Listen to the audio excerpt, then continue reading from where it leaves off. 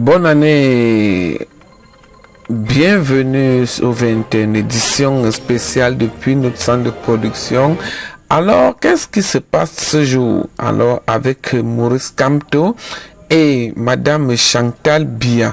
Il faudrait d'abord retenir que l'ingérence dans cette élection présidentielle de Franck-Emmanuel Biya, qui a donc été chassé ce jour par que les groupes des Camerounais.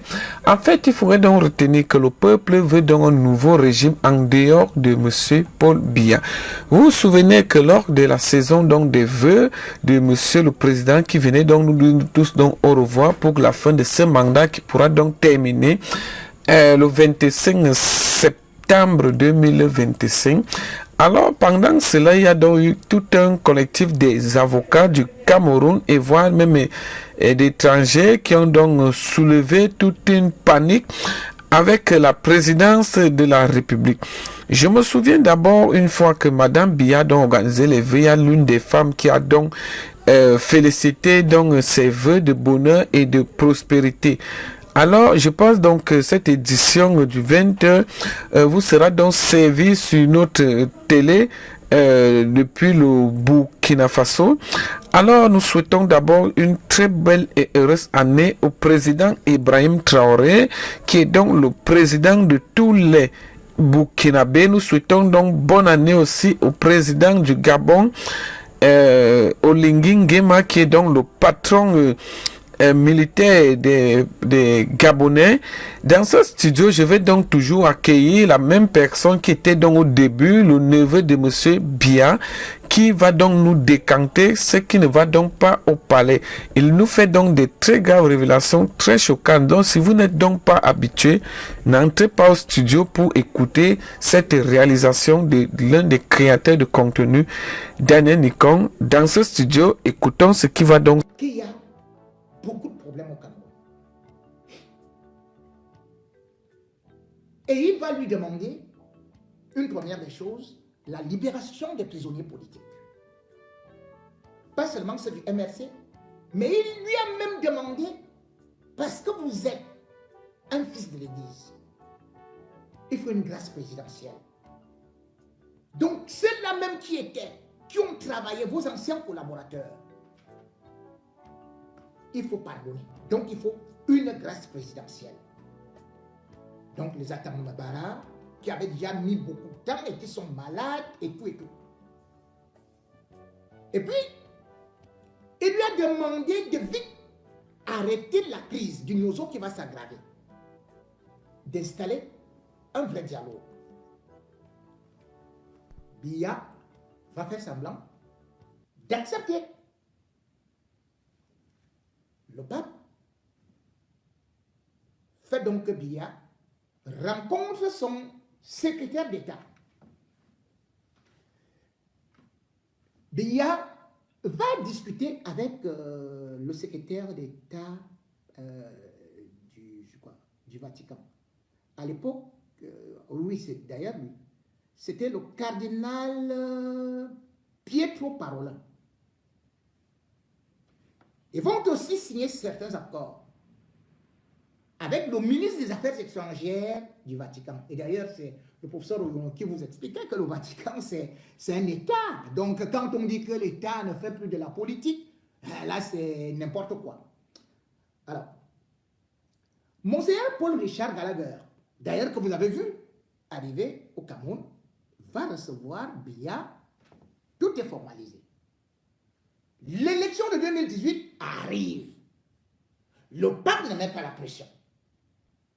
Donc, Biya a accepté en disant que l'élection va passer ou bien avant l'élection, il va justement procéder à des retouches. Le pape attend. Biya ne fait absolument rien. Mais le pape va rester patient. Il va même rester patient jusqu'en 2021 parce que Biya voulait déjà qu'il vienne au Cameroun. Il dit non, toi et moi, on a un contrat. Je dis, c'est ton dernier mandat, il faut. Alors, Cette fois-ci, nous sommes le 23 mars. Non, nous sommes le 29 janvier. Le 29 janvier 2021, le pape commence à avoir des doutes. Il se dit, mais c'est vrai que on dit qu'il est souvent là, mais de tout ce qu'on a conclu, il ne fait rien. Il va donc envoyer son émissaire, celui qui, bien évidemment, avait déjà signé les accords avec Paul Biya. Celui-là arrive donc au Cameroun. Il est reçu par Paul Biya pendant 1 heure. C'est le cardinal Pietro Parolin, secrétaire d'État du Saint-Siège. Pendant 1 heure. Biya va lui dire, parce qu'il est avec un pli fermé, il dit à Biya que maintenant, le pape te comprend, mais la situation au Nozo ne fait que s'aggraver. Alors, qu'est-ce qu'il faut faire? Il faut un véritable dialogue. Et au-delà de ça, la libération et la grâce présidentielle que tu avais acceptée, elle est où? Les prisonniers politiques sont toujours là. Et au-delà de ça,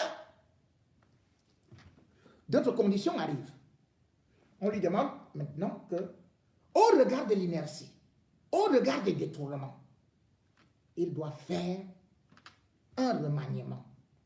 Et que surtout ses proches collaborateurs qui sont dehors sont plus voleurs que ceux qui sont à l'intérieur. Biya dit, j'ai bien entendu.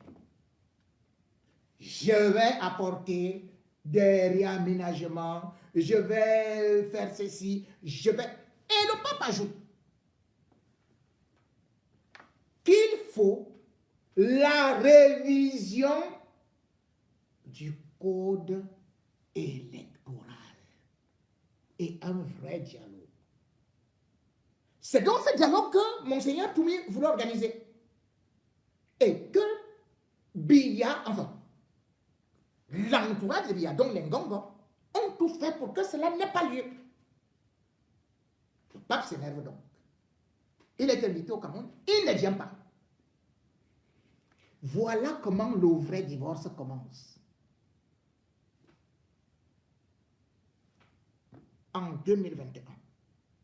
Parce que quand l'envoyé spécial du pape Parolin, Piotr, quitte Yaoundé, il va où? Il va dans les régions du Nozo, plus précisément, je crois, à Bamenda, où il va rencontrer Monseigneur Nkea. C'est d'ailleurs avec Monseigneur Nkea, il va lui donner le polium, je ne sais pas comment est-ce qu'on appelle ça, qu'il doit aussi discuter et dire qu'il n'a pas beaucoup compris l'attitude de Paul Biya. Là, nous sommes le 31 janvier 2021. Et il y a une grande messe qui est organisée là-bas. Puis, il rentre. Il demande qu'ils viennent, qu'ils suivent cela de beaucoup plus près. Monseigneur Nkea adresse un courrier à Biya, en pli fermé, que bon, il y a ceci, nous avons telle préoccupation, il y a la crise qui continue au Nozo, et il n'y a toujours pas la libération des prisonniers politiques, il n'y a pas de résultat. Il se trouve donc que tous les 5 ans, le Vatican invite les évêques camerounais à Rome. Tous les 5 ans. C'est comme ça, c'est quelque chose qui se passe régulièrement. Et ça va donc tomber en 2023. Et je crois d'ailleurs que c'est Monseigneur Nkea qui va conduire la délégation camerounaise avec tous les évêques, Là, nous sommes déjà en septembre 2023.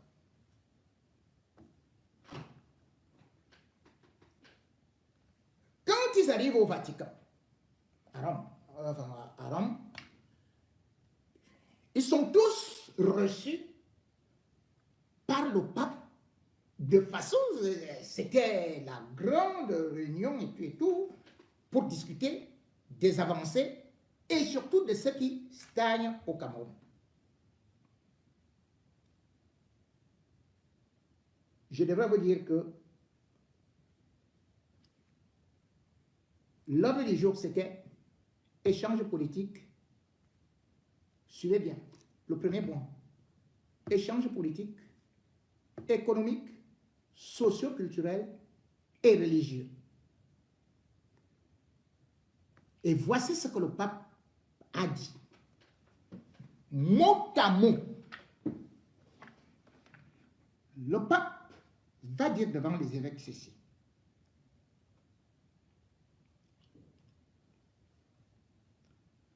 Œuvrer pour la paix, la défense des populations en situation de vulnérabilité, ainsi que celles qui subissent les injustices. Il leur dit d'abord comme ça, il se calme. Après, il demande à Monseigneur Nkea de lui rendre compte du grand dialogue national. Alors, Monseigneur André Nkea va faire le compte rendu de la 5e session du comité de suivi du grand dialogue national, en précisant que le gouvernement camerounais a autorisé l'Église catholique de rencontrer les sécessionnistes. Le pape bondit. Le pape dit, mais il faut faire très attention avec ce gouvernement, avec le régime. Il ne faut pas, voilà ce que le pape va dire, devant tous les évêques, si un seul discute, qu'il démente ce que je suis en train de dire. C'est le pape François qui va leur dire, faites très attention. Ce régime peut vous humilier. Ne vous faites pas humilier. Comme la Suisse et le Canada, dont le régime avait accepté les négociations avec les sécessionnistes. Et par la suite est venu officiellement dire que non, nous, on ne vous a jamais permis de faire quoi que ce soit. Et il le rappelle aussi, il y a quelque chose concernant Monseigneur Dogmon, qui avait aussi été chargé à l'époque de négocier avec les nationalistes, dont Ernest Ouandjé, et qui finalement a été lui-même traité de terroriste. C'est le pape qui tient ce discours devant les évêques camerounais. Tous, il n'y avait aucun absent. Surtout, là où le pape va mettre alors un vrai coup. Ça, c'est la déclaration du pape François. Il va dire, le président Paul Biya ne tient pas à sa parole et n'est pas sérieux. Il ne veut pas résoudre la crise anglophone. Il parle, il s'arrête. Et il va ajouter,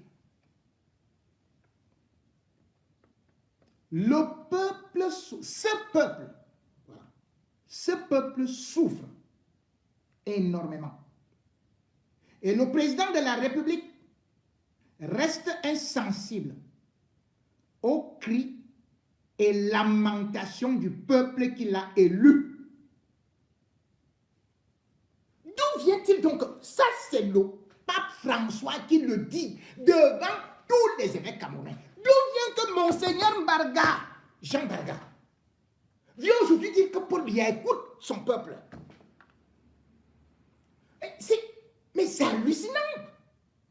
Si on déshabille le monsieur là, peut-être vous allez trouver les cornes là-bas en bas. Et d'ailleurs, le même pape François, il n'est pas mort. il est toujours là. Il va dire que Biya, dans l'analyse géopolitique, que la sous-région est dans l'instabilité. Je dis bien, nous sommes en septembre 2023.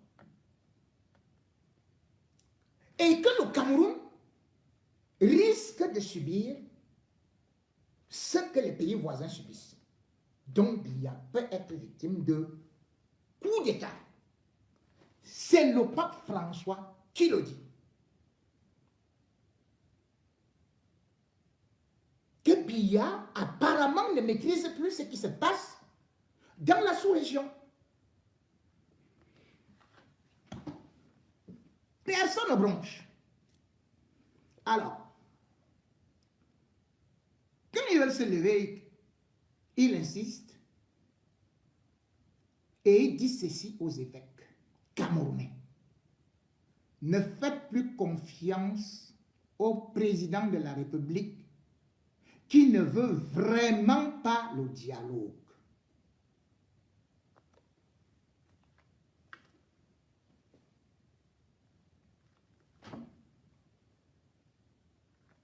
Le 27 septembre 2023, Monseigneur Nkea, qui est le président de la Kuala épiscopale, voilà, c'est lui qui est au-dessus. Il va se rendre à Zagreb dans le but de rencontrer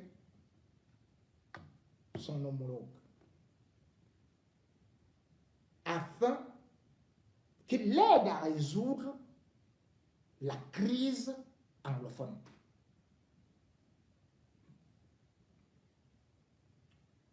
Quand il revient au Vatican, il retrouve les autres évêques. Le pape va organiser une retraite spirituelle de 5 jours avec tous les évêques du Cameroun pour prier uniquement pour le Cameroun. Mais il va répéter les mêmes choses. Que Biya est comme une soudure. Biya ne tient pas à ses paroles. Et il demande donc aux évêques d'être unis, de ne pas être divisés et de parler d'une même voix. Donc,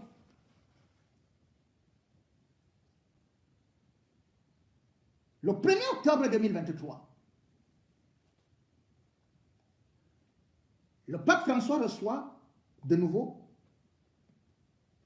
le clergé.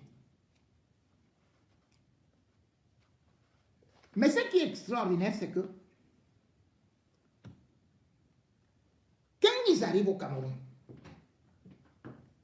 Monseigneur Bargakour,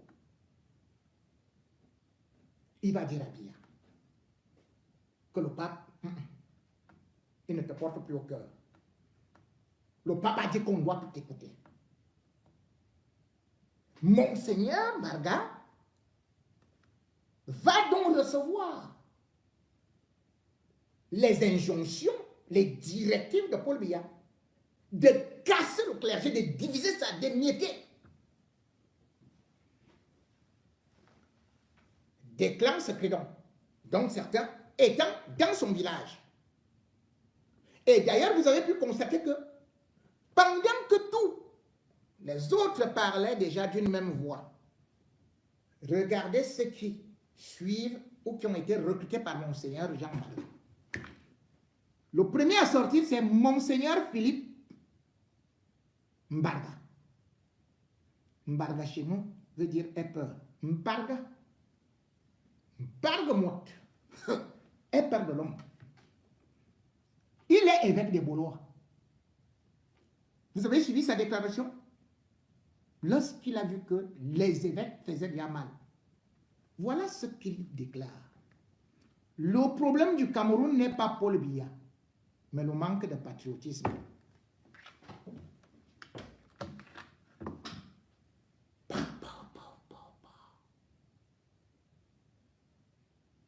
Voilà ce que l'évêque gombiste déclare.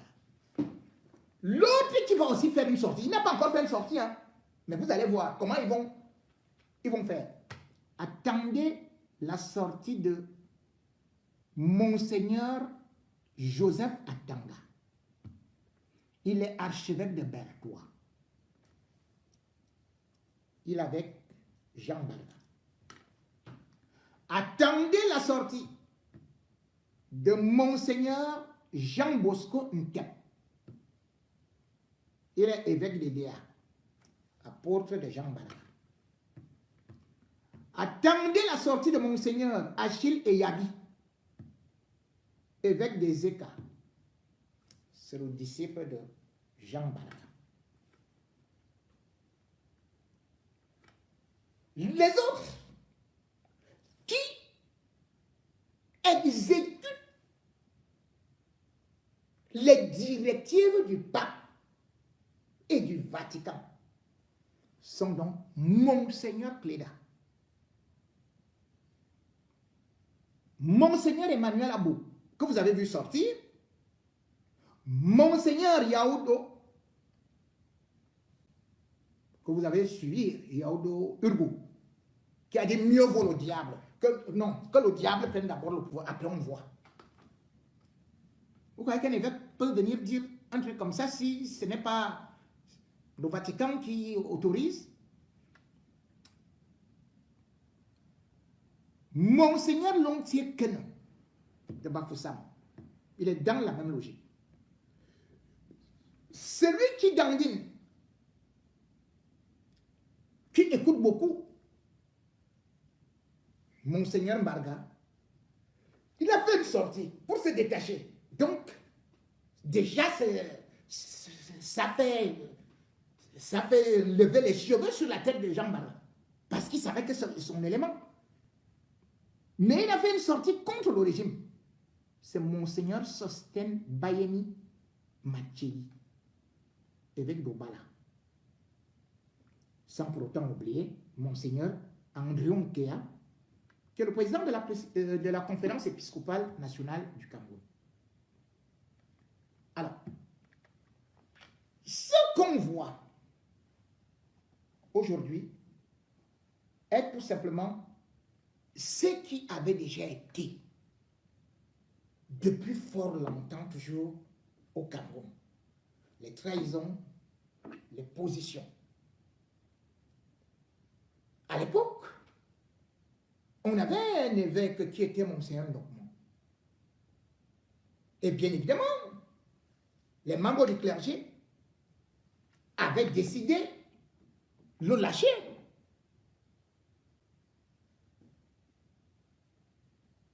Et le jour d'ailleurs de son enterrement,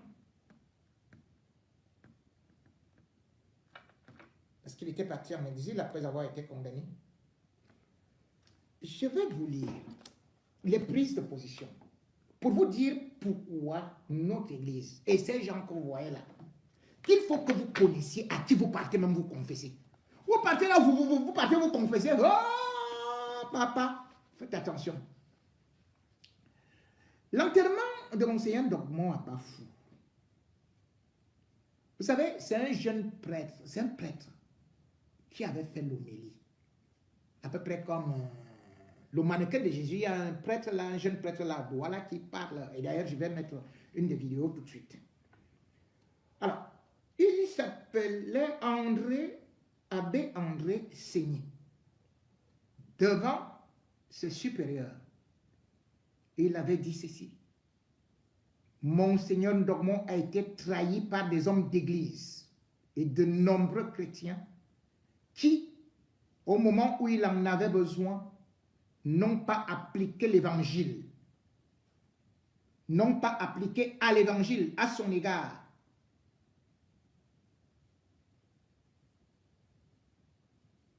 En prenant le parti de l'opprimé. Donc l'évangile recommande que tu prennes le parti de l'opprimé. Mais l'Église avait pris le côté de l'oppresseur, c'est-à-dire le régime Aïdjo à l'époque. D'ailleurs, il y a le successeur de Monseigneur Ndokmo. Tout ce qui se passe là aujourd'hui s'est passé dans les années 65. dans les années 70 et comme ça, et même 62. Donc, je vais vous lire ce que ce monsieur-là, parce que l'église du Cameroun a toujours vu des traîtres comme ça. D'ailleurs, le président, pendant le procès, et d'ailleurs, je crois que Thomas Cuissi, c'est comme ça qu'il s'appelait. Il avait condamné aussi cette église-là. Et même, il y a eu,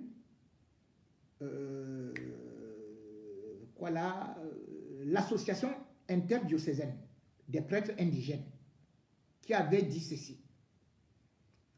Voilà plus de 3 mois que nous scrutons vainement l'horizon, attendant un acte de vous, donc des hommes d'église, des évêques et consorts. À l'époque, c'est Jean Joachim qui était très puissant. Une parole, un signe, mais vous êtes restés obstinément et étonnamment discrets, muets, absents, et cela ne fait qu'épaissir notre angoisse. Pourquoi, Excellence, depuis le départ de l'affaire Ndormont, avez-vous autant de prises de position contradictoires? L'Église était dans des positions contradictoires. C'est-à-dire que on avait Monseigneur Jean Zoua. Vous savez, Monseigneur Jean Zoua, il est le premier archevêque noir d'Afrique. Noir d'Afrique francophone. Monseigneur Jean Zoua. Je crois qu'il était né, certains disaient 1922, d'autres disaient 1924. Donc on ne connaissait pas son vrai âge. Monseigneur Jean Zoua était celui-là, d'ailleurs il a été ordonné prêtre en 1950, puis il est devenu archevêque en 1961 et il a pris véritablement ses fonctions à Yaoundé en 1962. Quand l'affaire Monseigneur Ndormont chauffait, Monseigneur Ndormont qui défendait les nationalistes, qui étaient des vrais héros. Mais Monseigneur Jean Zoua avait dit, non, de toutes les façons, il ne faut pas confondre Monseigneur Ndormont à l'église. Pourquoi? Parce que Monseigneur Jean Zoua avait été détourné par le régime. C'est comme ça que les autres la font aujourd'hui. Comment Monseigneur Jean Zoua avait été détourné? Parce qu'en 1962, il s'opposait totalement au régime d'Aïdjo. Et d'ailleurs, il avait fait une sortie parce qu'on avait pris les nationalistes, donc les gars de l'UPC. On les avait mis dans un train qui était parti de Douala. Donc, les wagons étaient fermés. Donc, ils suffoquaient, ils étouffaient. Ça fait un véritable scandale parce qu'il y a eu 25 morts, dont des femmes, dans ce train de la mort. Monseigneur Jean Zoua s'était levé. Il a menacé Aïdjo correctement. Et tout le peuple a commencé à aimer Monseigneur Jean Zoua. Alors l'élection présidentielle arrive en 1965. Qu'est-ce que Aïdjo va faire? Les gens qui sont autour d'Aïdjo commencent à lui dire il faut contrôler Monseigneur Jean Zoua. Il est devenu très populaire. On commence à dire à Aïdjo, il veut même devenir président de la République.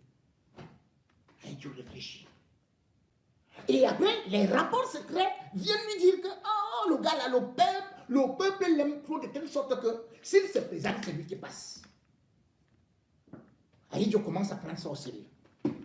Avant l'élection présidentielle, donc la première de 1965, il invite Monseigneur Jean Zoua au palais pour un dîner. Droit dans les yeux, lui dit, mais il semble que vous voulez faire de la politique et que vous voulez même prendre ma place. Monseigneur Jean Zoua est dérouté. Il dit, mais attendez, et qui ira prêcher à l'église? C'est à partir de cet instant que Aïdjo se calme. Et c'est dans le système qui a été installé que on commence à donner des petits cadeaux et tout et tout. Monseigneur Jean Zoua n'était plus l'anti-régime. Alors que, quand il était tout jeune, ses prêches, par exemple en 58, il disait que l'Église ne doit pas se soumettre aux partis politiques au risque d'être totalement position d'infériorité. Mais, à force de manger, il a commencé, même comme il n'avait pas faim, parce qu'il faut quand même reconnaître que lui, il a créé beaucoup de choses, concernant à Jean Barga et consorts. Il a créé des écoles, il a créé même des choses pour l'agriculture. Il a apporté. Mais sauf qu'il a été lâche au moment où l'Église devait assumer son rôle. Et c'est là où je voudrais dire à Monseigneur Barga, qui est en train de me suivre. Monseigneur Barga, quand on dîne avec le diable, ou quand on va à gauche et à droite, on ne va pas au ciel, on ne va pas en enfer, on erre. On est un vagabond.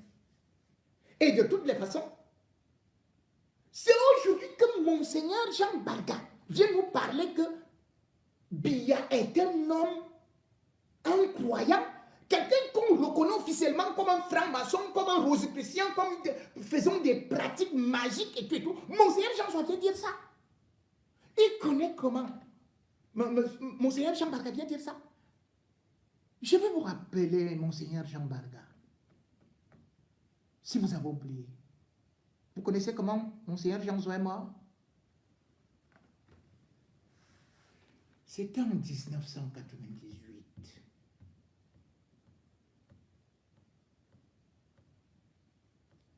Il venait de défendre Paul Biya en 90. Il avait juste dit, quand le Cameroun revendiquait la conférence nationale avec les opposants, il avait dit, le terme conférence nationale n'existe nulle part dans le dictionnaire français. Mais lorsque un de ses collègues a été assassiné par le régime Biya, c'est-à-dire l'évêque de Mbalmayo, Monseigneur Jean Zoua, qui déjà en avait ras-le-bol avec les événements d'instant, a voulu laver Biya. Et lorsqu'il a fait la messe de requiem pour son ancien collègue, qui était là, Paul Biya, c'était quel jour? 20 mars 98.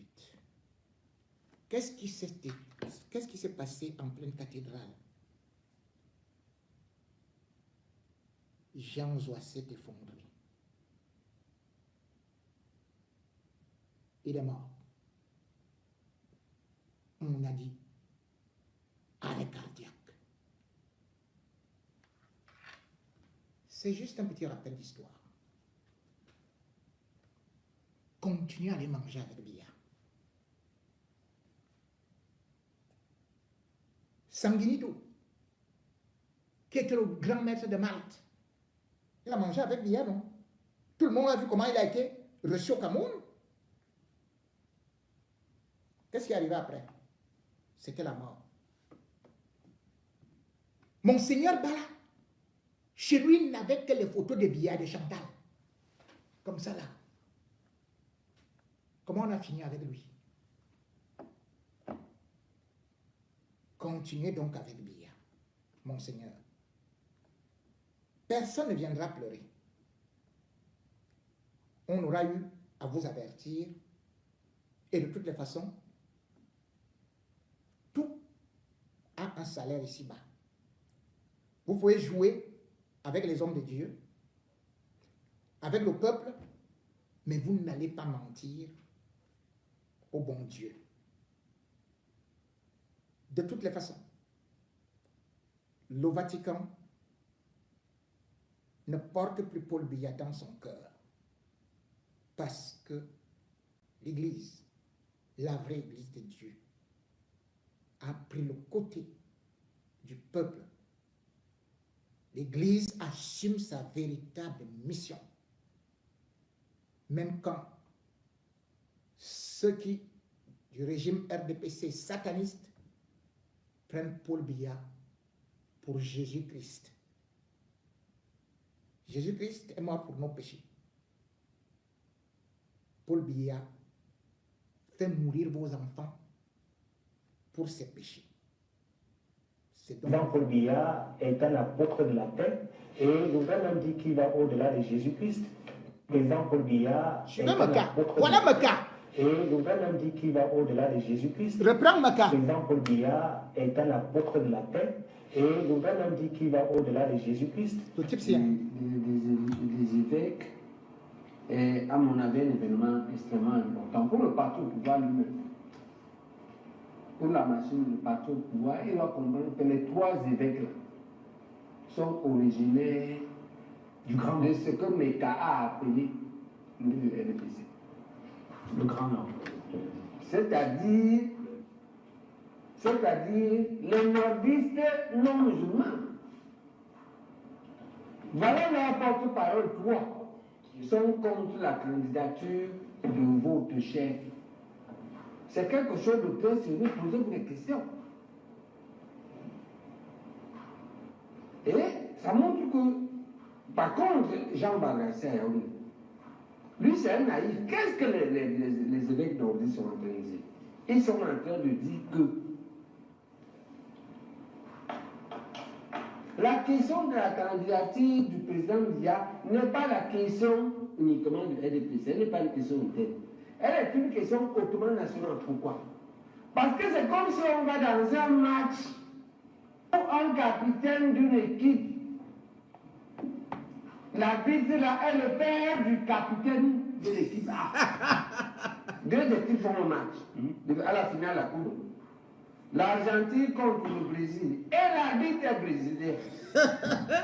C'est ça l'affaire. L'arbitre peut garder sa neutralité. Non, il ne peut pas. Parce qu'elle est très bien. Ta question est importante. C'est très bien poser cette question-là. C'est très bien la poser. L'esprit humain n'est pas comme ça.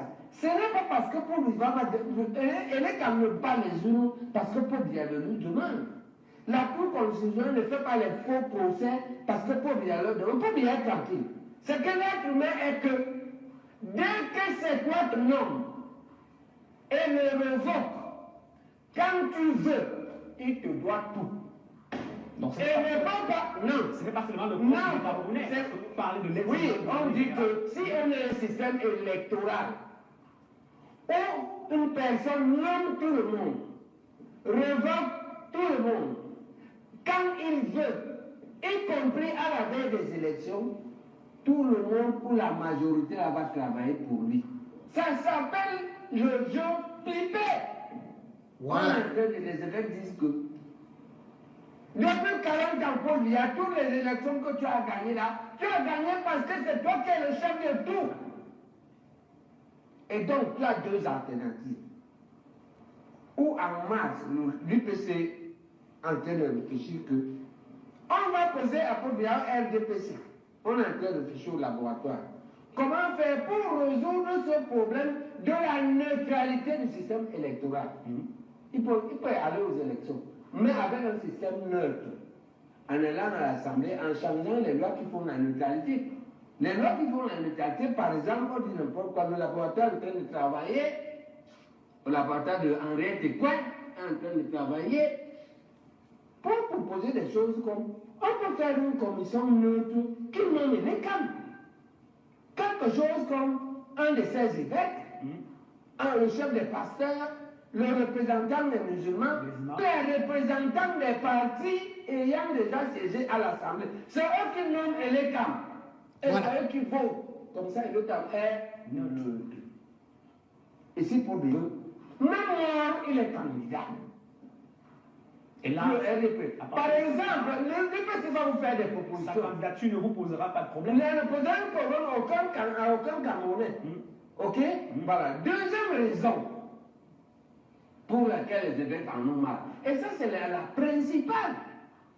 C'est que si on parle là, il ne peut pas ne pas gagner. Et ce n'est pas ça un match. On sait. Il faut que on soit à égalité pour qu'il n'y ait pas de problème. La deuxième raison, c'est celle-là est universelle. C'est le bilan catastrophique du parti de RDPC. Et savoir que les historiens ont classé les bilans politiques. Le pire bilan politique, c'est d'être au pouvoir, laisser éclater une guerre civile et la laisser là.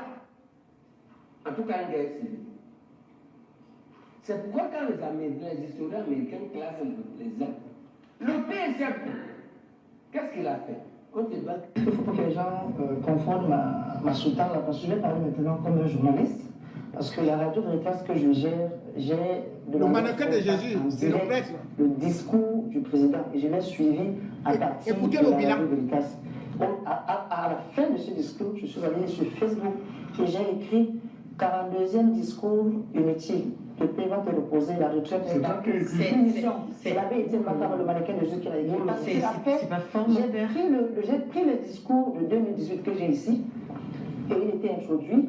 Le septennat qui vient de commencer devrait être décisif pour notre pays. Et il pourrait même être l'un des moments les plus importants de notre histoire depuis notre accession à l'indépendance. C'est ce que pensait le président. Sauf qu'en tout temps, en évoluant, il nous a promis pour ce septennat rétablir la sécurité, conforter notre croissance économique et améliorer sensiblement la condition de vie des Camerounais. Je n'ai pas l'impression qu'on s'est beaucoup avancé. Sur le plan de la sécurité, parlant en 2018, sur le plan de la sécurité, parlant en 2018, la situation sécuritaire, laissez-le parler. Cette situation ne peut plus durer, sauf que 7 ans après, la situation ne fait que durer. Il avait aussi dit qu'il allait écouter tous ceux qui allaient travailler pour la paix. Toumi est mort, il n'a pas été écouté. Ça, nous sommes en 2018. Et il disait ce jour-là, en parlant des infrastructures de la canne et du glissement, n'est-ce pas, que toutes ces infrastructures allaient être achevées, ainsi de suite. Vous savez que l'Olympe aujourd'hui est devenu un champ de patates. En 2023, parce que j'ai aussi pris le soin de lire le discours de 2003, j'ai souligné, mes chers compatriotes, ma détermination à œuvrer au bien-être des populations qui m'ont fait et continuent à me faire massivement confiance. Donc quand il le dit, il évoque la confiance que la population doit donner en 2018. Donc quand on dit c'est un discours bien, on ne parle pas que de 2024. Il avait déjà évoqué le projet d'habitation à l'eau potable à Yaoundé qui allait être réel, ce n'est pas le cas. Il y avait les questions des barrages, ce n'est pas le cas. Il y avait les fameuses routes de Ebolo à Kribi et autres, à combien 180 km, 138 milliards. Il y avait déjà, à cette époque, on disait 5% de ce budget qui avait été donné pour les études de faisabilité. Ces châteaux n'ont jamais dit la main. Nous quittons, je lis.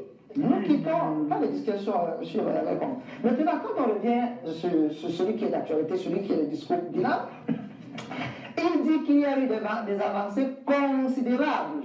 Bon, si quelqu'un dit qu'il n'y a rien eu au Cameroun en tout temps, je crois que ce serait... Même Shakir Odou.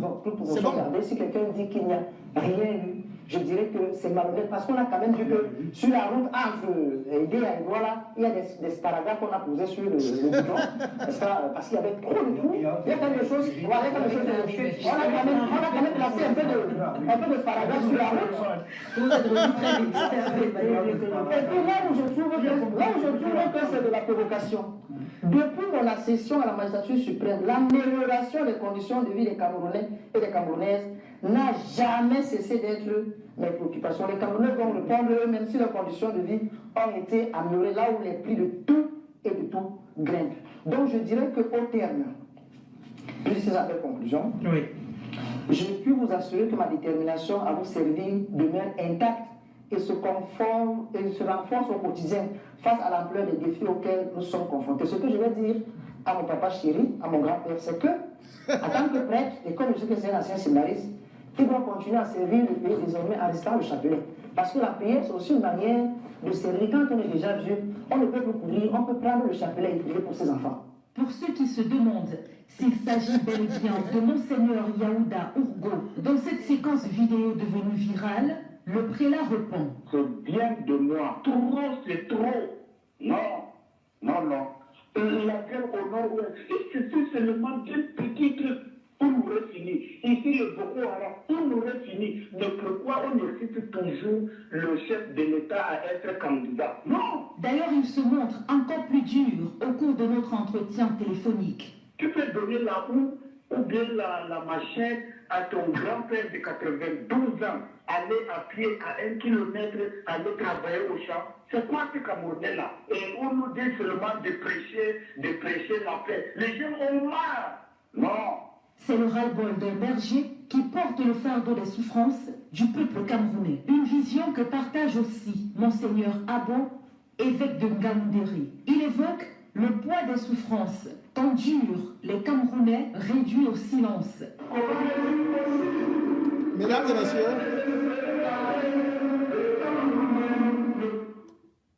mesdames et messieurs, ceux qui disent que l'Église n'est pas dans son rôle sont justement ces diablotins qui, avec de l'eau bénite, sont en train d'être exorcisés. L'Église a été longtemps complice. Et d'ailleurs, beaucoup, comme j'ai d'ailleurs eu à le répéter, ont perdu la foi en regardant une Église qui était polluée par des pédophiles, par des satanistes, par les... Mais nous ne pouvons pas rejeter lorsque cette Église-là peut se rattraper. Oui, c'est ça le plus important. Ceux qui disent maintenant que regarder seulement le passé, on ne regarde pas le passé. On regarde maintenant ce qu'ils sont en train de faire pour libérer le peuple. C'est ça. C'est de ça qu'il s'agit. Monseigneur Thomas Cuissy, qui était le successeur de Docmo, disait, je cite, « Comment un pasteur aimant ce peuple pourrait-il lui parler de l'espérance divine sans dire un mot sur l'espoir humain? Nous sommes nombreux à avoir collaboré à la mort de Monseigneur Ndokmo. Mais nous n'en avons pas conscience. Nous refusons d'en prendre conscience. Félicitations. Monseigneur Jean Barga et tous les autres apprentis sorciers en soutane. Vous êtes en train de collaborer à la mort de la jeunesse camerounaise, des femmes camerounaises, de toute la région du nord-ouest et du sud-ouest, sans en prendre conscience. Oui, au temps de Monseigneur Ndokmo, on a cru que l'Église catholique avait atteint le fond. Mais avec vous, vous avez prouvé que vous êtes vraiment les vrais apôtres et représentants du diable en personne. Mais le Cameroun étant un pays béni, le sang versé, le nombre de tes collègues tués, as-tu une seule fois demandé les comptes à ton papa? Où est donc Monseigneur Plumet? Qui l'a tué? Où est donc Monseigneur Kounou? Qui l'a tué? Où est donc Monseigneur Bala qui l'a tué? Où est donc passé le Père Angel Bemben qui l'a crucifié? Où est donc passé l'abbé Mbassi qui l'a tué? Tout ce sang que vous avez bu a étourdi. Vous mettra à nu et vous allez marcher nus dans la rue au jugement dernier comme des zombies.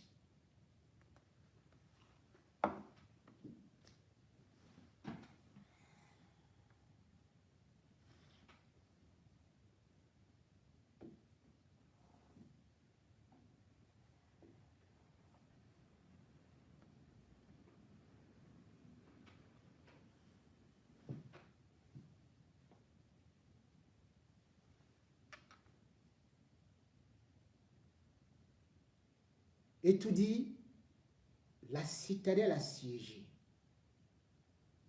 Ils ont aussi peur parce qu'ils sont en train de se manger. La guerre qu'ils ont provoquée est en train de les dévorer. Et le feu qui représente le RDPC, l'emblème du satanisme, est aussi en train de dévorer non seulement les représentants de l'État, mais aussi Paul Biya lui-même. La situation en Nozo préoccupe justement aussi Paul Biya, qui était convaincu qu'il allait assassiner tout le monde. Et d'ailleurs, devant Atanganji, il n'était pas du tout content. Dans la mesure où les Amazoniens font beaucoup de victimes. Et surtout, les rapports disent que Atanganji est aussi derrière des gangs de brigands qui sont des faux Amazoniens.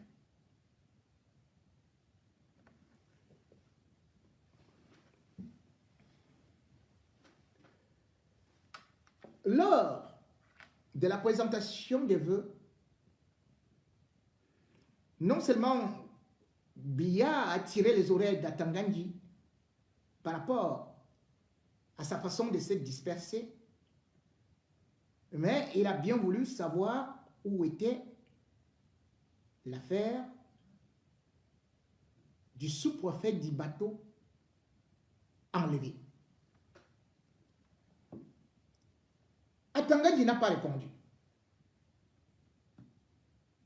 Qui a donc enlevé le sous-préfet Ewane Roland, et ce, depuis la nuit du 1er au 2 octobre 2024. Où est-il donc passé? Le régime n'en parle pas. Un sous-préfet, tout un sous-préfet torturé, ça devrait préoccuper l'État du Cameroun, ça devrait préoccuper Atanganji. À quel niveau se situent les recherches? Est-il déjà mort? On n'en sait rien. C'est le commandement qui est en train de tomber. Mais le pire, c'est que d'autres personnalités qui peuvent incarner la justice sont aussi aujourd'hui enlevés. Alors, c'est très grave. Puisque justement, en fin décembre, je crois que c'était le 29 décembre 2024, nous avons appris l'enlèvement du procureur général de la Cour d'appel du Nord-Ouest, Ntchang Augustin.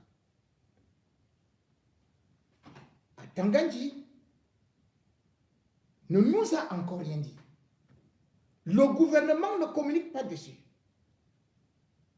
C'est plutôt l'opposant Maurice Kamto qui a fait une sortie.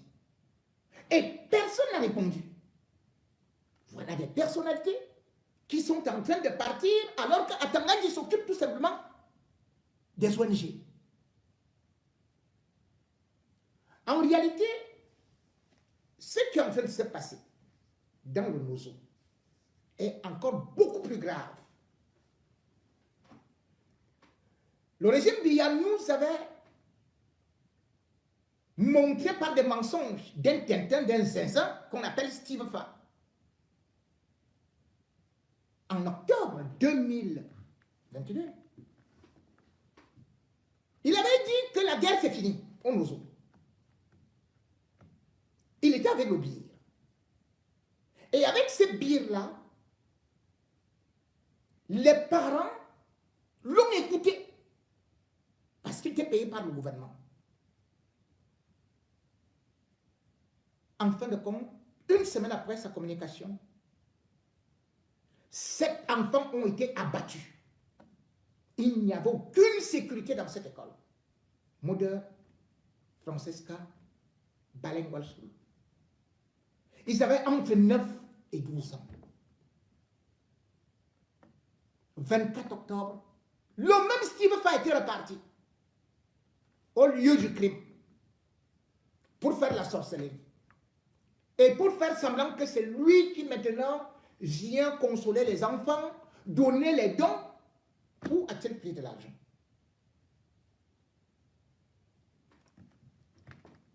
Nous sommes dans une situation où ces camps sont en train de préparer une communication pour une véritable déstabilisation. Et aujourd'hui, ce n'est pas seulement les civils qui sont des victimes, qui sont visés. C'est que aujourd'hui, il y a le clan Gongo.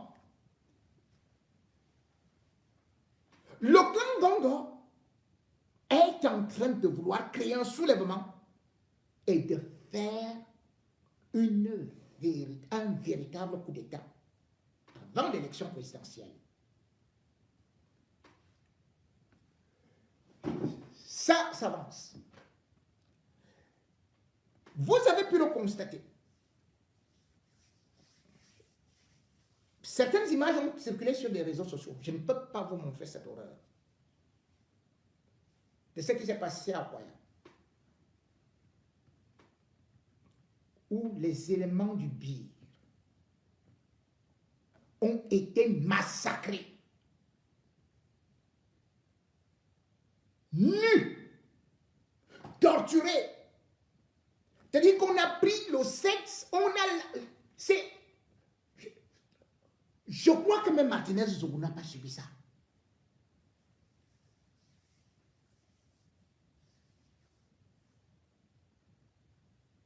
Mais ce qui est beaucoup plus grave, c'est que ces corps ont été abandonnés en brousse. Or, le gouvernement a voulu communiquer. À l'intérieur, ils n'ont pas rendu compte au peuple camerounais.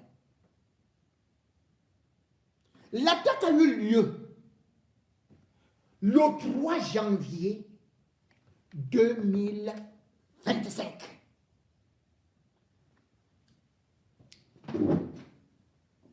Vous vous rendez compte?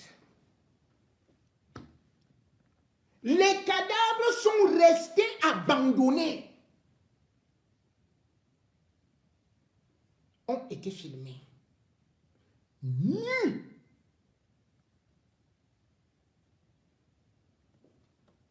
Comment cela s'est-il passé? Sachez-le donc. L'attaque a eu lieu sur un poste de contrôle mixte. Le poste de contrôle mixte, c'est gendarmerie, c'est police, militaire. Or, ce poste devrait avoir minimum 20 personnes.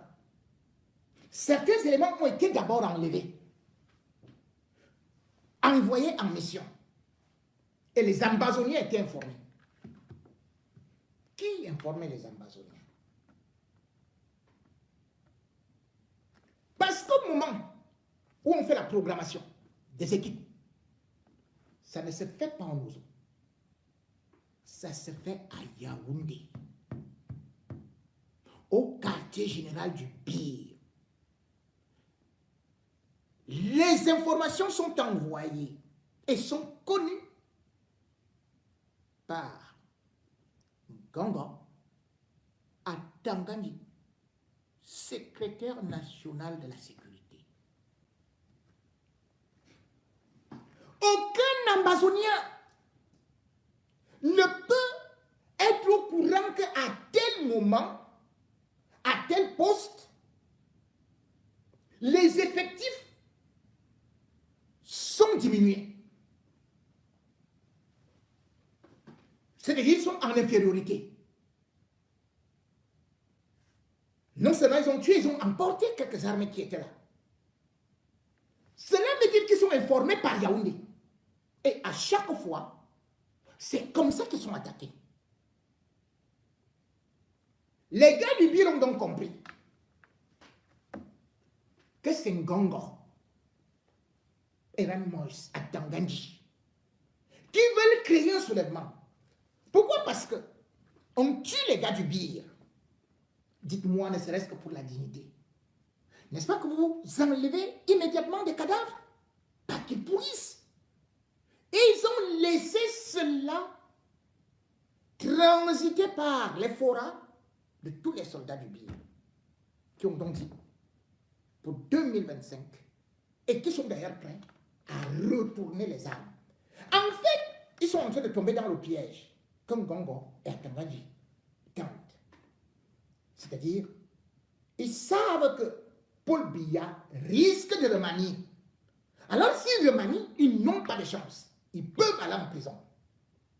Ils veulent donc créer rapidement un soulèvement.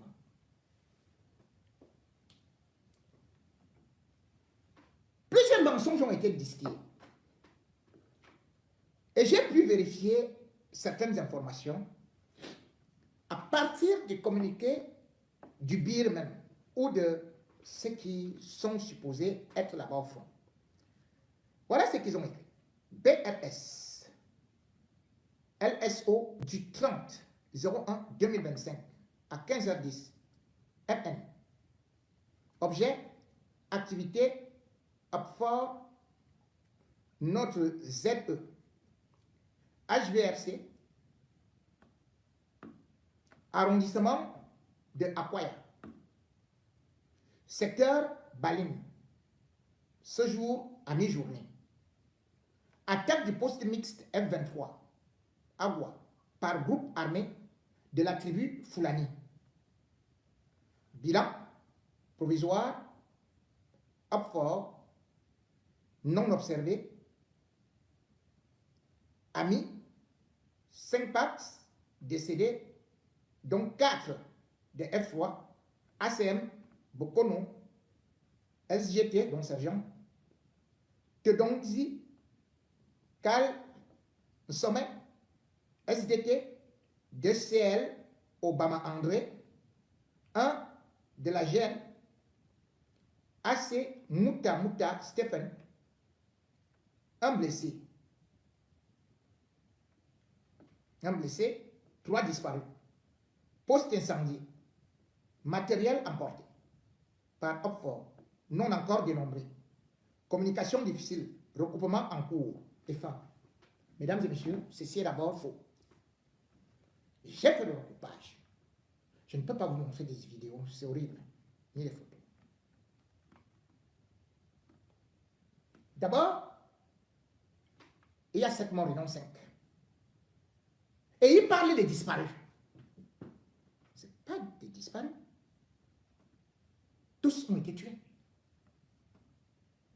Mais ce qui est choquant, c'est qu'ils vont également vous donner d'autres blessés. Les disparus, on doit B. Si vous êtes de sa famille, il est mort. Soldat deuxième classe, Salah. F, il est mort. Vous ne verrez pas le cadavre.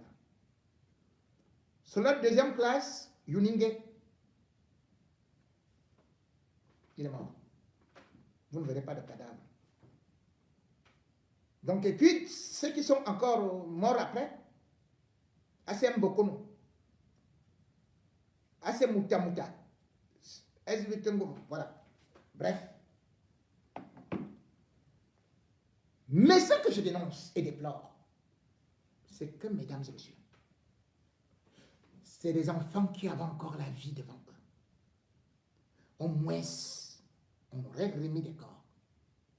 Quand je fais le recoupage, on me dit que non, on a bien récupéré les corps pour aller mettre à l'hôpital régional de Bamenda. Et que les corps que j'avais là, celui qui me donne l'information, je lui dis, j'ai cette vidéo. Il me dit, en fait, les vidéos que vous avez là, c'est-à-dire en haut gradé, les vidéos que vous me montrez là, nous on n'avait pas ça. Je dis, mais on compte les corps. Et ceux qui sont par terre là, vous dites qu'ils sont où? Vous me dites qu'ils sont à la morgue. Voici les mouches sur les cadavres. Écoute, il me dit qu'il me revient. Il ne me revient pas. J'appelle quelqu'un d'autre qui va me raconter d'autres histoires. Les chefs supérieurs. Ce qui est inhumain. Tangani, Ngongo, vous allez payer. Vous allez payer ça. Vous vous rendez compte? Le pire est le seul corps d'armée qui a les hélicoptères. Il y en a une dizaine. Comment on ne peut pas dépêcher l'hélicoptère pour aller prendre les corps le même jour? Vous vous rendez compte que toute l'armée camerounaise là n'a pas d'hélicoptère? Est-ce que vous pouviez imaginer ça? L'armée camerounaise avait des hélicoptères qui sont tombés en panne. C'est là-bas, vers l'ancien aéroport à Yaoundé. Les autres hélicoptères sont utilisés par les Ngongo avec son ami Eran Moïse pour transporter des personnalités comme nos taxis. Et c'est les autres hélicoptères qui servent pour les opérations. Et ces opérations, c'est si un haut gradé est blessé. Voilà tout. Le Cameroun a une armée de l'air. Posez-vous des questions. Le général Moma, à un moment, tu dis que tu es général de l'armée de l'air. Tu n'as pas un seul appareil qui vole. Tu sais quoi? Donc le BIR prend l'argent des hydrocarbures du Cameroun. Le BIR est supposé être contrôlé par Paul Biya, mais qui est derrière? Qui est devant? C'est plutôt, bien évidemment, Eran Moïse. Et qui est Eran Moïse? C'est l'ami de Ngongo.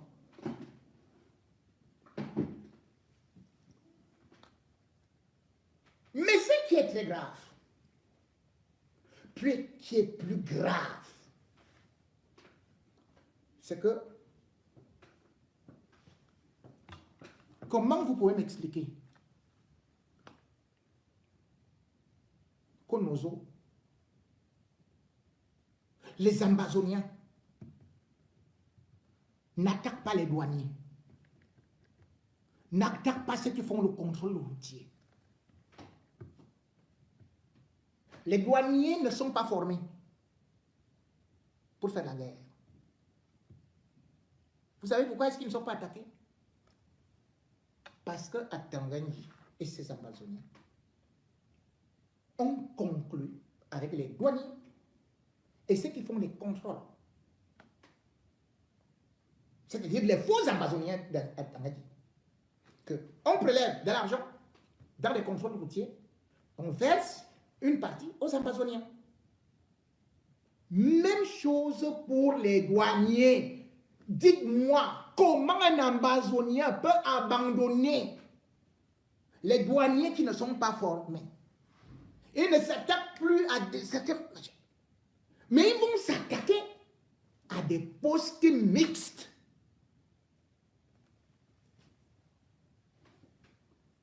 Et toujours ils se prennent les postes mixtes.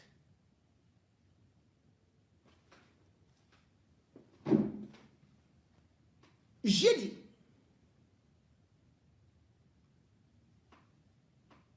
Ngongo a dépêché son lieutenant-colonel qui est très aimé dans le BIR pour aller faire un tour là-bas. Pour les convaincre des éléments. Parce qu'il arrive, c'est un gars petit, je ne peux pas donner son nom. Alors, je vais donner bientôt ton nom. Hein? Mais il y a quelqu'un qui m'a dit de ne pas donner ton nom. Pour l'instant, je ne veux pas être à l'origine de ce qui va t'arriver. Mais continue à jouer ce sale jeu.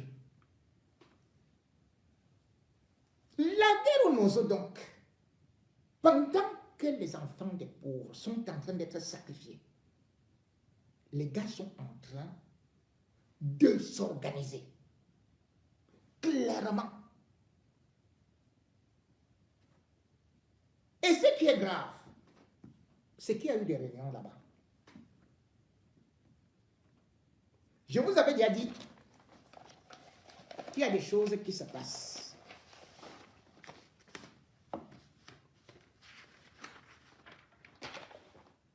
Que le Bir déjà trouvait, je vais cacher juste les visages, des nouvelles tenues de combat pour 2025. Vous voyez, ces tenues-là, je cache juste leur visage parce que je ne veux pas que ceux qui les essayent aient des problèmes. Vous voyez? Les voilà. Ça, c'est les nouvelles tenues de combat du Bir qui sont très machin et tout. Mais ce qu'il faut redouter, c'est que le quartier général du Bir se trouve où?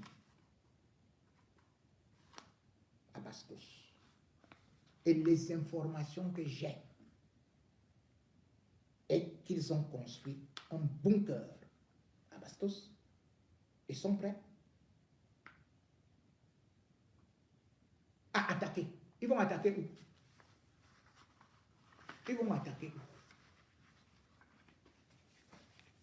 Ce sera tout dit. La question donc c'est que est-ce que Biya qui est vieux là a même des renseignements? Puisque c'est lui qui pouvait lui donner quelques renseignements qui résistaient en Bongo. C'était encore Eko. Mais Eko, il est parti faire le banditisme avec Amadou Belinga sur l'affaire Martinez-Zogo.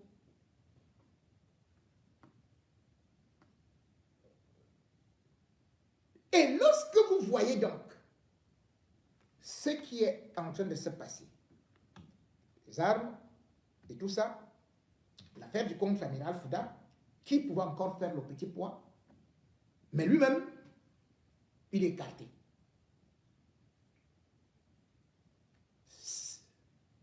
Vendredi, le contre-amiral Fouda était au défilé, à la présentation des vœux. Mais il n'était que l'ombre de lui-même, puisqu'il ne travaille plus dans le même bureau que Biya, il va douiller. Parce que Biya attend le temps opportun. Et d'ailleurs, il est venu, a fait semblant, a salué Biya et vite passé, il ne voulait pas le regarder. Mais ce que Ngongo est en train d'organiser au Cameroun, là, il faut que vous vous apprêtiez. Ça va parler.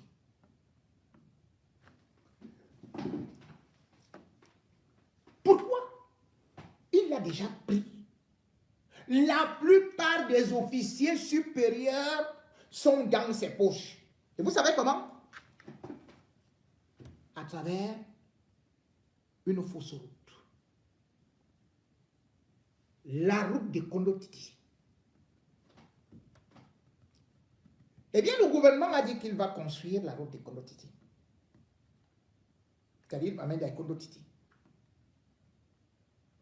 C'est une route à peine de 70 km. Allez sur le terrain.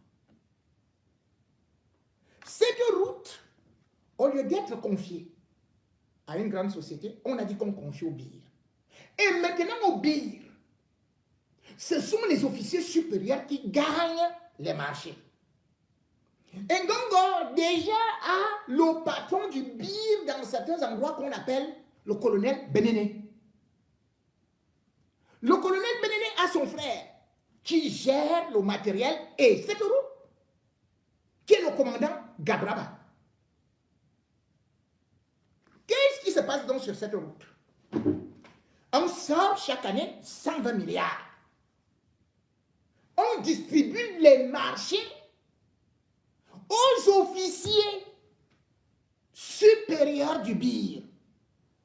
Ces officiers reprennent maintenant les stagiaires du BIR qu'ils recrutent pour cette route. Et en même temps, ils prennent des jeunes, des techniciens qui sont des civils. Soit à Yaoundé, ils ne te disent même pas que tu vas à Kondo Titi, ils peuvent te dire que tu vas à Douala. Après, ils vont avec toi là-bas. Là-bas, ils ont mobilisé 450, près de 400 éléments du BIR.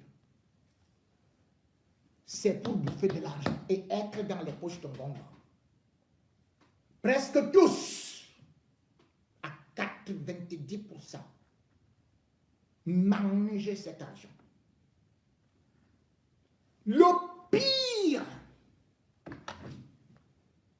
c'est que les gouverneurs, le gouverneur préfère, les autorités administratives vont à chaque fois faire un tour. Quand ça vient dépasser 2 mois, ils vont là-bas. On leur donne un peu d'argent et ils viennent dire aux gens, oui, vraiment, les travaux avancent bien. Et même au niveau de l'Assemblée nationale, là, c'est un député RDPC qui vient de poser cette question par rapport à ça. Le ministre Nganou Djoumessi, qui est aussi un bandit, qui est dans le clan, qui veut faire le coup d'État, nous a fait croire que là-bas, à Kondo Titi, les travaux avançaient très bien. Moi, je vais vous montrer, image à l'appui, à quel niveau se trouve cette route. Et c'est cette route qui est la route du Gombo. Je vous dis, vous vous rendez compte, cette route a commencé, tenez-vous bien, en 2016. Est-ce que vous savez qu'en 2025, on n'a même pas encore fini 2 km de route. 2 km. Et chaque année, le budget est reconduit 120 milliards. Voilà donc comment les bandits du régime Biya détournent de l'argent et préparent, parce que Biya, lui, croit qu'il est là, alors que ce sont ces bandits qui préparent justement un véritable coup d'État. Mesdames et messieurs, le premier des bandits, c'est-à-dire qu'agent de ces gens-là, le voici ici. C'est-à-dire que c'est ce bandit des travaux publics. Écoutez, on va l'interroger. J'ai une seule question. Ça, c'est le député RDPC. Concernant le ministre des Travaux publics. Monsieur le ministre des Travaux publics et chers camarades, je viens ici aujourd'hui parler des routes, de la route Kribi-Edea. Je ne voudrais pas parler de la route Grand Zambi-Bingambo, ça c'est un autre cas, ou bien de la route Ebolova-Parakomde-Kribi. La route Kribi-Edea,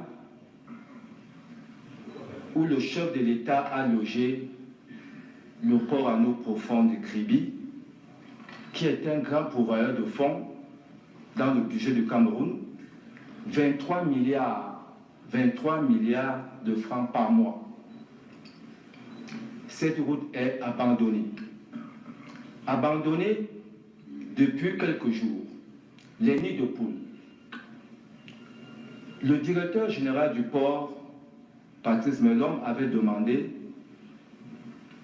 comme cette route dessert le port de Kribi, il voulait bien fermer ces nids de poules. Vous avez refusé. Nous sommes venus vous voir, vous avez dit non, ce n'est pas au port de Kribi à faire les routes, c'est votre domaine réservé. Alors, depuis un bon bout de temps, on n'arrive plus à sortir les conteneurs au port de Kribi.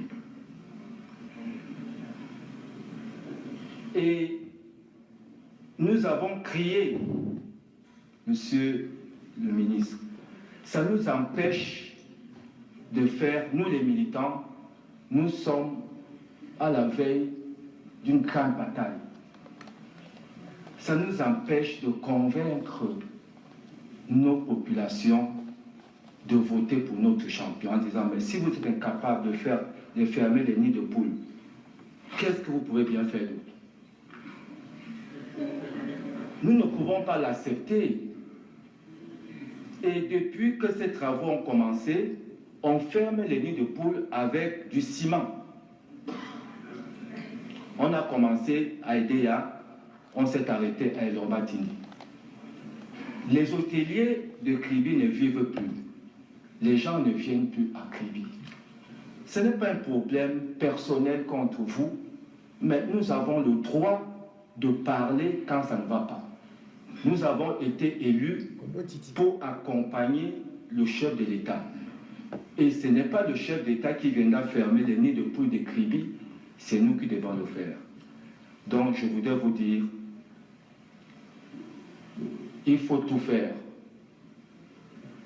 Nous pouvons tout faire pour essayer de fermer les nids de poules.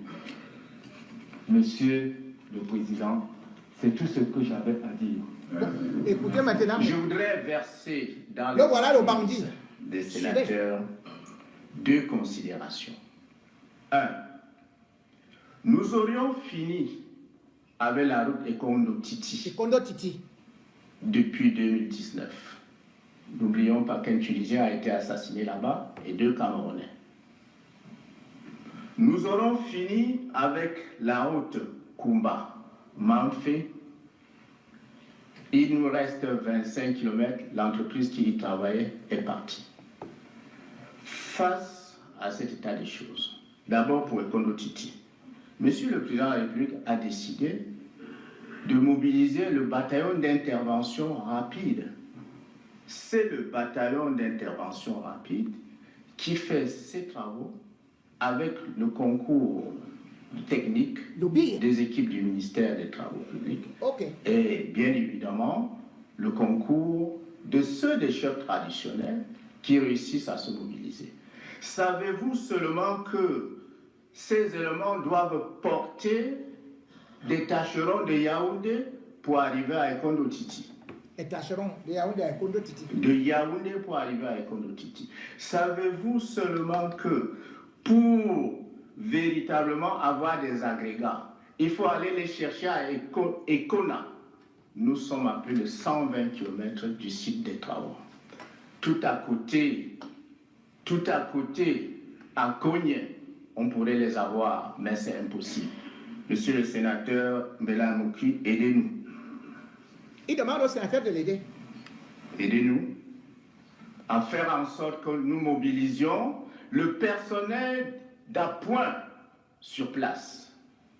Vous dites que c'est le aidez-nous aussi à arrêter les pluies. Il pleut 9 mois sur 12. Mesdames et messieurs, ce monsieur est un bandit. Mais la réalité sur le terrain, la route dont il vous parle, qu'il y a la route, il y a ceci, les pluies, aidez-nous à arrêter ceci et cela, je vais vous la présenter. Aucune télévision. C'est-à-dire qu'ils viennent, ils filment un petit machin comme ça, et ils projettent ça, ils bouffent de l'argent, les officiers gagnent. Et ceux même qui travaillent là-bas, le personnel civil dont tu parles là, ils ne sont pas payés depuis 8 mois. D'autres ont voulu faire grève. En novembre, on les a tabassés. On les met à plat ventre. On les tabasse. En décembre, on les a encore tabassés. Juste parce qu'on dit qu'ils veulent déstabiliser, ils veulent détourner le plan de Ferdinand Ngongo. Ils le disaient déjà officiellement, ils ne se cachent même plus. Donc, la route là, c'est une mangeoire. Ça n'avance pas. Ce monsieur que vous voyez est un bandit. Regardez la route. Voilà la route. Depuis 2016. Et faites chaque fois 120 milliards.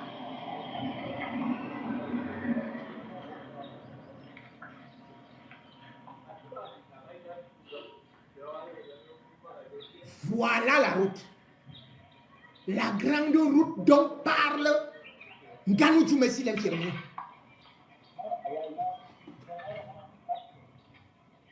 Voilà ça. Vous voyez ça? 400 éléments du BIR mobilisés.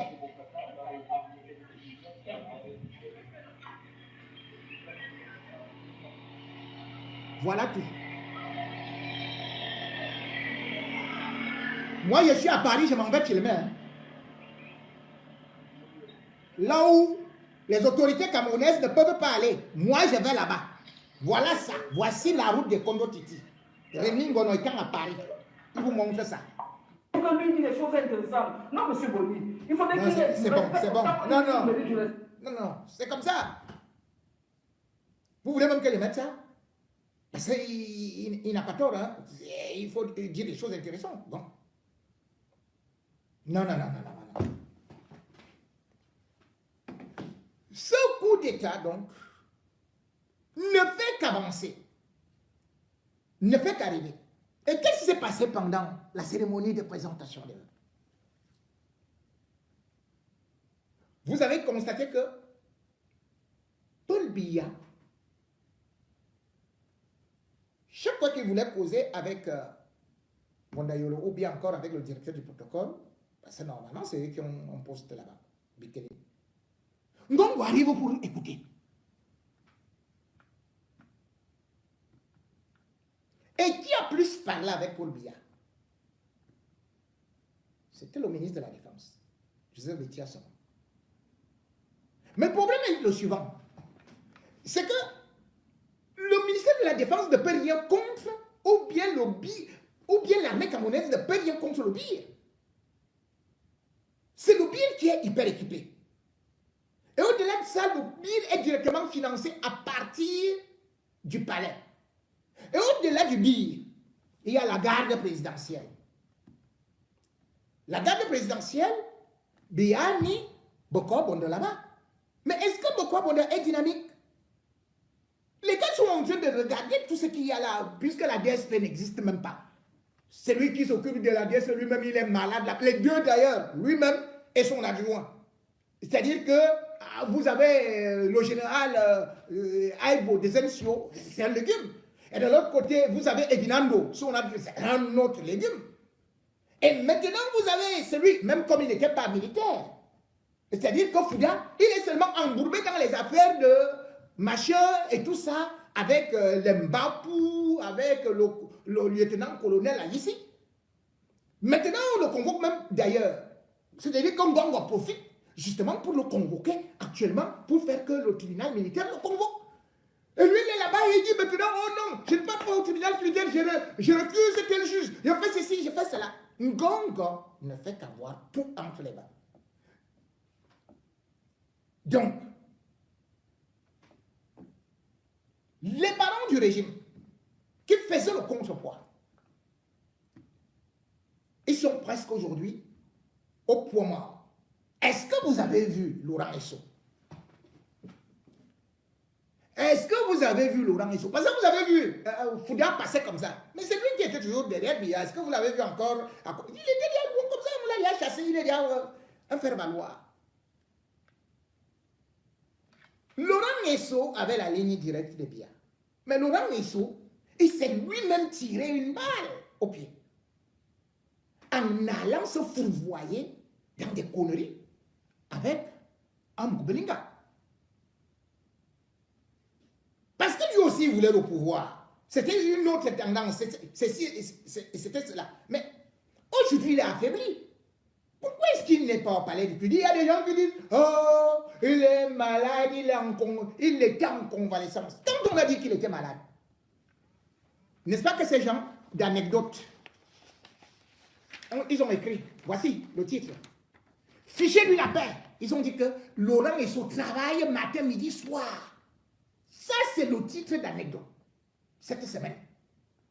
Mais quelqu'un qui travaille, vous avez dit que les journalistes, Jeune Afrique et moi, nous avons menti. Que Laurent Esso n'est pas malade. Il se porte comme un charme. Vous connaissez un seul membre du gouvernement qui peut prendre un congé pour machin, tout ça, que oui, je suis en convalescence, ça existe? Et deuxième des choses, est-ce qu'un ministre d'État se soigne au Cameroun? Un ministre d'État, c'est toujours à l'étranger, non? Voilà d'ailleurs même les Niat et consorts qui sont à l'étranger depuis fort longtemps. D'ailleurs, l'autre bandit qu'on appelle Yves-Michel Fosso, n'est-ce pas qu'il est en train de bouffer l'argent des Camerounais? On lui envoie des milliards chaque fois. Yves-Michel Fosso, il est là-bas, il va au Maroc, il va à Dubaï, il vient ici à Paris, il est en Italie, il joue sa vie, il se marie. La réalité, c'est que Ngongo a des amis. Laurent Esso à côté. Et Laurent Esso est très malade. Et Ngongo a profité de ça pour tout viser. Il a demandé l'évacuation depuis. D'ailleurs, Laurent Esso est malade depuis mai 2024. Alors, qu'est-ce qu'il fait? Il a écrit, en passant par qui? Par Mbondayolo. Alors, Paul Biya, comme il s'est cogné les têtes à ces gens-là, il sait que ce n'est pas la norme. C'est Paul Biya qui a demandé, lorsque lui-même, il était ici, en Suisse, il a prescrit au Premier ministre qu'aucun membre du gouvernement ne doit sortir du pays sans son autorisation. Je vous avais dit ça. Maintenant donc, Laurent Esso, il ne passe pas par le Premier ministre, il passe par son ami Mbondayolo. Puisque Mbondayolo et Amoubelinga, Laurent Esso, c'est l'autre gang avec Montazé qui voulait aussi prendre le pouvoir. Ce n'est pas le passé, hein. Ils veulent toujours prendre le pouvoir. Mais là où nous sommes actuellement, là où actuellement il est coincé, c'est quoi? C'est que la lettre arrive via, il sait très bien que il ne peut pas mettre le OK sans passer par Ngongo. Qui dit Ngongo dit Chantal Biya. Et voilà, là, on s'est bloqué. Laurent Esso n'a donc pas été là parce qu'il est d'abord viré du palais depuis fort longtemps. Et parce que lui-même, il a cherché à ridiculiser et à douter des hautes instructions. Du coup, qu'est-ce qu'il a fait? Il faut savoir que Laurent Esso est une fabrication de billets. Et Laurent Esso savait que c'est lui qui est le vrai dauphin. Et d'ailleurs, il a éliminé tous ceux qui étaient ses concurrents. C'est-à-dire que les Mbongo et comme ça. Même René Sadi, c'est le dernier rival qu'il a éliminé. Pourquoi? Parce qu'il faut savoir que quand Paul Biya arrive au pouvoir, en 1988, il prend Laurent Esso comme secrétaire général adjoint. Puis en 1989, il va le nommer directeur du cabinet civil. Jusqu'en 1996. C'est en 1996 que Laurent Esso devient ministre de la Justice pour la première fois, jusqu'en 2000. Biya va utiliser Laurent Esso pour régler ses comptes à ces gens qu'on appelait justement, voilà, les prétendants au pouvoir. Alors, l'une des premières victimes de Laurent Esso, ce sera qui? Ce sera Titus et Bogo. Edouard plutôt. Laurent Esso va, c'est lui qui va mener l'opération contre Titus Edouard et Michel Thierry à Tangana. Il les envoie en prison. Il va provoquer une humiliation totale. Il sait donc que la voie est royale, dans la mesure où plus tard, ils vont aussi éliminer mais Bongo. Parce que vous savez que l'homme qui a attaqué frontalement Titus Edouard, c'est Mbongo. Déjà quand il était préfet d'une Fundi. C'est pour ça que Biya dit, ah, celui-là, il a de la poigne, c'est lui qui a eu le courage d'attaquer, et puis tout. Mais Laurent Esso va profiter de sa position, comme ministre de la Justice également aussi, pour éliminer Mbongo. Et maintenant, il faut savoir que Laurent Esso revient au pouvoir, donc au palais, le 9 décembre 2011. C'est-à-dire au même moment que Mbongo. Voilà donc là où la vraie guerre va commencer. Quand cette guerre commence, Laurent Esso est convaincu que, puisque lui, il est avec Paul Biya depuis, que c'est lui qui va gagner. Mais plus le temps passait, plus Ngongo a réussi à faire de telle sorte qu'il obtienne même, par exemple, le 5 février 2019, la délégation des signatures. Ça va énerver énervé au haut point, Laurent Esso. Il ne l'accepte pas. Les premières instructions, les hautes instructions que maintenant Ngongo va lui donner, il ne va pas les accepter. En disant d'ailleurs, vous avez pu le constater, dans son magazine Justicia en 2024, en janvier, il va commettre un éditorial pour dire que les magistrats ne doivent pas écouter les hautes instructions, fussent-elles vraies, ce qui signifie qu'il y a aussi les fausses. Il fait donc comprendre que la justice doit être indépendante et que Paul Biya n'a jamais donné de hautes instructions. Là, c'est le premier point. Parce que dire ça, cela veut dire que lui-même, il renie ce qu'il faisait au temps de Paul Biya, puisque lui-même, il transmettait les hautes instructions. Mais regardez par exemple l'arrestation de Titi Jedjoua. Qui va appeler? C'est Laurent Esso qui dit que la justice est indépendante. C'est lui qui va appeler le procureur Mvondebozo, qui était en train de manger dans un restaurant à l'avenue Germaine, d'aller arrêter Titi Jedjoua. C'est Laurent Esso qui avait appelé, en disant les hautes instructions. Maintenant, Ngongo arrive, le même Laurent Esso dit que les hautes instructions n'existent pas, alors qu'il les utilisait. Eh bien, le gars va se taire. Surtout, là où Ngongo va le gagner. C'est quoi? C'est sur l'affaire Atanakuna. Atanakuna est un ami de Franck Biya. Ils ont mis de l'argent de côté. Tout. Franck Biya va vous voir Paul Biya que non, laisse sortir mon ami si l'argent est bloqué. Tout. Alors, Biya va finir par ordonner la libération de Atanakuna qu'on est quand même parti attraper quelque part là-bas au Nigeria. Les hautes instructions arrivent, Laurent se refuse d'appliquer. Et c'est lorsque Franck Biya part dire à son père que, mais attendez, on refuse de faire qu'il sorte et tout ça, et il a déjà payé. Bon. Biya refait donc demande à Ngongo, réécrit à Laurent Esso. Il le fait. Il fait sortir Atanakuna. Et maintenant, puisque le vrai problème c'est l'argent, on demande donc d'autres hautes instructions où Laurent Esso doit libérer maintenant les comptes d'Atanakuna.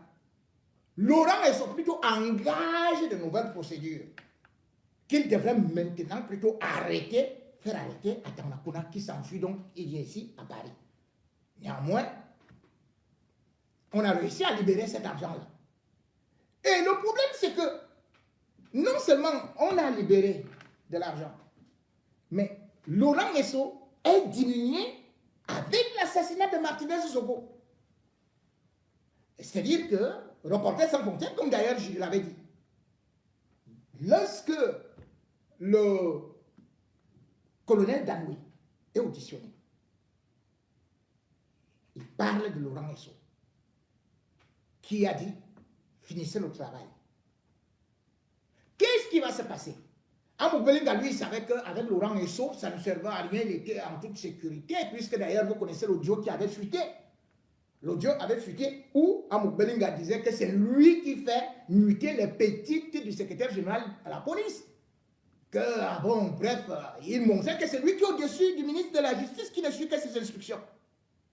Du coup, Paul Biya ne confie plus l'enquête de l'assassinat de Martinez Zogo à Laurent Esso, mais plutôt créer une commission mixte qui est en fait dirigée par Ngongo, qui d'ailleurs va faire un communiqué. Boum! Amour Belinga qui se pavanait le 3 février 2023 en disant à Vision Finance, oh, voici donc dehors, non? On a dit que machin, allez, 3 jours après, boum, on le prend. Amour va en prison. Le voilà qui est là-bas en prison, même comme il fait semblant de jouer les boss. Les rapports vont arriver.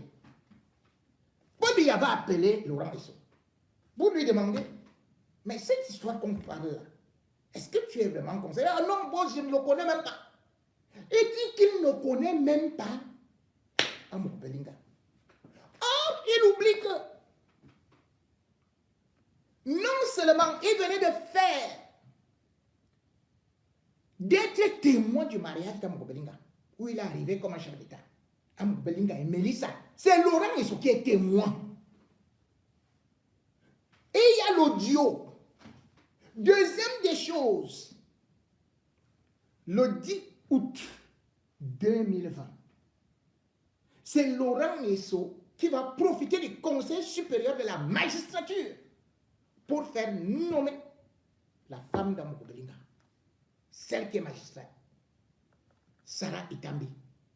Or, Amogo Belinga était déjà sous contrôle judiciaire parce qu'il était interdit de sortir du territoire.